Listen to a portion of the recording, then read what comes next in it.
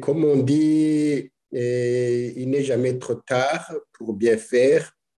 Mais d'autre part, on dit que le méchant n'est pas celui qui tombe, mais celui qui refuse de se relever.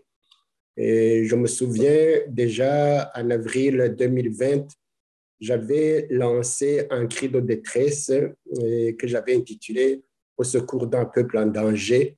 Et je montrais les responsabilités du gouvernement, de tous les responsables à tous les niveaux.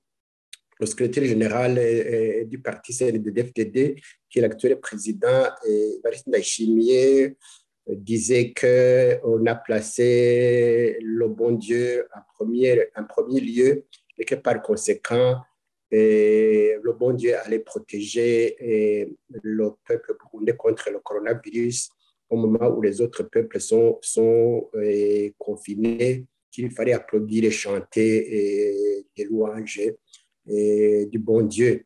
L'ombudsman disait la même chose. Le président du Sénat actuel, le secrétaire général du CNDD disait la même chose.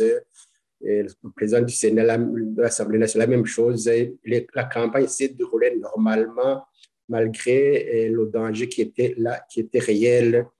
Et heureusement, aujourd'hui, même si les dégâts sont énormes, ils viennent de comprendre que le coronavirus est là et a déjà fait beaucoup de victimes, qu'il y a beaucoup de contamination.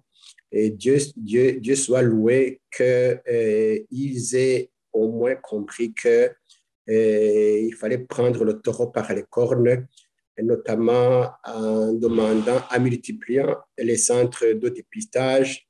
Maintenant, il faut qu'ils aillent plus loin. Il faut qu'ils multiplient également les centres de vaccination et qu'ils mettent à disposition gratuitement ces vaccins et qu'il y ait une campagne tous azimuts de mobilisation, de sensibilisation de la population pour lui demander, voire exiger qu'elle aille se faire vacciner. Et contrairement aux propos du ministre de l'Intérieur qui avait dit que celui qui va se vacciner, tant pis pour lui s'il y a des effets secondaires.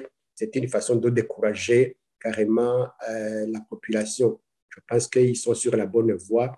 Il faut qu'ils poursuivent sur cette lancée et on ne peut que les encourager et leur demander de prendre toutes les mesures d'accompagnement nécessaires, notamment cette sensibilisation de la population. Et il faut que les responsables à tous les niveaux donnent le bon exemple, notamment en se faisant vacciner et officiellement au lieu d'aller le faire dans des ambassades en cachette et en programmant des semaines de vaccination, une campagne qui devrait s'étendre sur, pas seulement à Bujumbura, dans les provinces, voire dans les communes.